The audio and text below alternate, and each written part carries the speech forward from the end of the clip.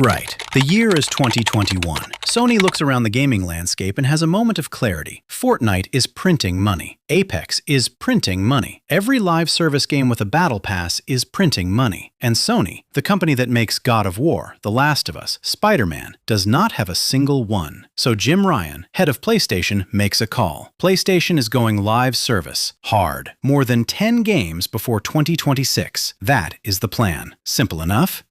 4 years later, one of those games launches, gets 697 players, and is shut down 11 days after release. This is that game. Go back to 2014. A handful of developers leave Bungie. Not fired, just done. They had built Halo, helped build Destiny, spent their careers making some of the most played shooters in history. They wanted something of their own. They form a studio called Firewalk. Small team, smart people, industry veterans with genuine pedigree. They look at the gaming landscape, see Overwatch breaking records everywhere, and have what seems like a reasonable idea at the time. Let's do that. So they get to work. Hero shooter, original sci-fi universe, colorful characters, 5 versus 5 competitive gameplay. The kind of thing that if it launched in 2016 alongside Overwatch would have made complete sense. There is one small problem. It is not 2016 anymore. Fast forward to 2021. Sony's Herman Holst is looking for studios to help execute Jim Ryan's live service vision. He hears about Firewalk, ex-Bungie developers, ex-Battlefield developers, ex-Destiny developers. Creative lead was literally the creative director on Destiny 2. Sony asks for a look at what they are building. What they see apparently amazes them. April 2021. Sony puts cash on the table. Firewalk's hero shooter, now called Concord, will launch as a PlayStation 5 and PC exclusive. Done. Easy. What could go wrong? January 2022. Sony, feeling good about this whole live service thing, decides to buy Bungie itself, the entire studio, for $3.6 billion. Bungie at this point has one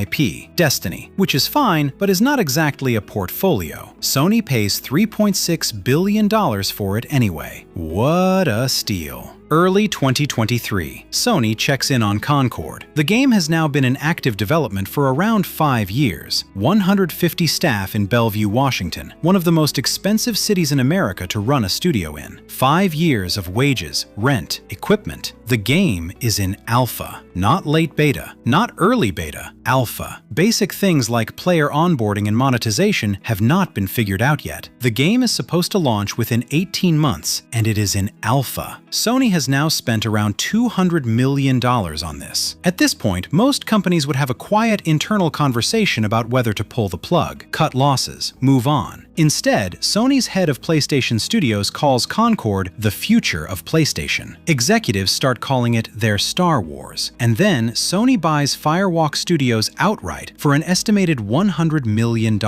Inside Firewalk, things are interesting. There is apparently a lead designer who has decided she identifies as a professor. She is asking everyone at the studio to call her that. Not because she has a doctorate, just because she prefers it. Not playing along means your job might be at risk. There is also what multiple sources describe as a culture of toxic positivity. Bad ideas do not get shut down because shutting down ideas is not very nice. As a result, some interesting decisions get made. They have a ton of Sony money. They decide to make weekly cinematic cutscenes for their online multiplayer shooter. Not one, not a few, one per week, every week. High-budget motion capture for a game where people want to shoot each other, not watch storylines. They have also been designing characters. Midway through development, someone in a meeting says the market is getting saturated. They need to stand out, be different. So they look at their character designs, which were apparently decent at this point, and decide to make them more unique. The results include a 73-year-old woman, a man painted green, a walking trash can with pronouns, a character the size of a small car, and someone in what can only be described as Walmart power armor. The only character the internet does not universally hate ends up being the trash can. They also decide to charge $40 for the game. In a market where Overwatch is free, Valorant is free, Apex is free, Fortnite is free. $40. Final answer.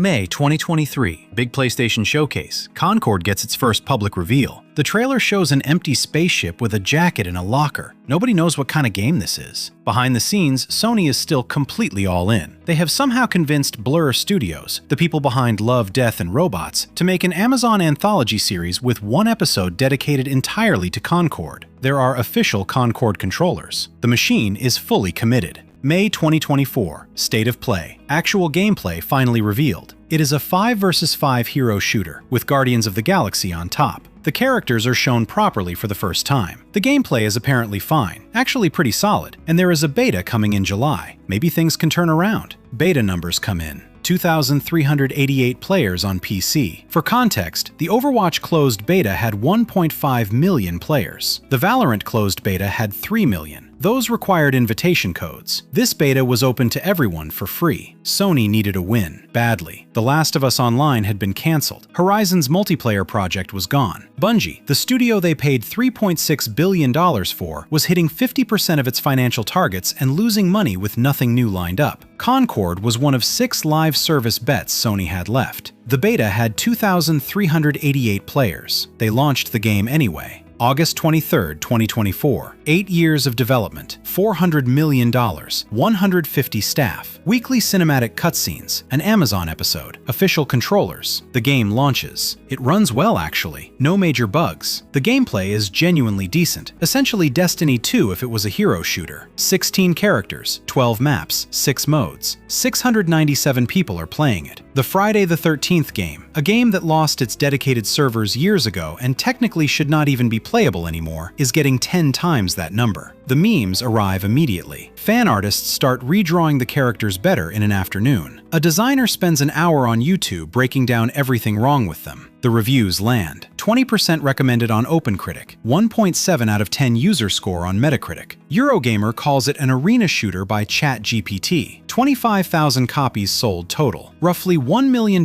in revenue on a $400 million investment. Firewalk logs onto Twitter and calls their critics weird, talentless freaks. This does not help. September 3, 2024, 11 days after launch. Firewalk posts a statement. Despite the support and the passionate community that has grown around the game, they are pulling the plug. Servers going offline in 3 days. Full refunds for everyone regardless of playtime. Physical copies being refunded too. Retailers pulling it from shelves mid-sale. September 6th, servers go down worldwide. The Amazon episode airs in December as planned, for a game that no longer exists. In March 2025, Sony shuts down Firewalk Studios entirely. 150 developers, 8 years of their careers, gone. Jim Ryan, the man who called this the future of PlayStation, who promised more than 10 live service games before 2026, had quietly left Sony in early 2024, before the game launched. Of the more than 10 live service games Sony promised before 2026, the number still standing and active is 2. And here is the part Sony never explained. They knew in early 2023 the game was broken, in alpha, fundamentally unfinished with 18 months to go. And instead of stopping, they bought the studio, called it their Star Wars, and spent another $200 million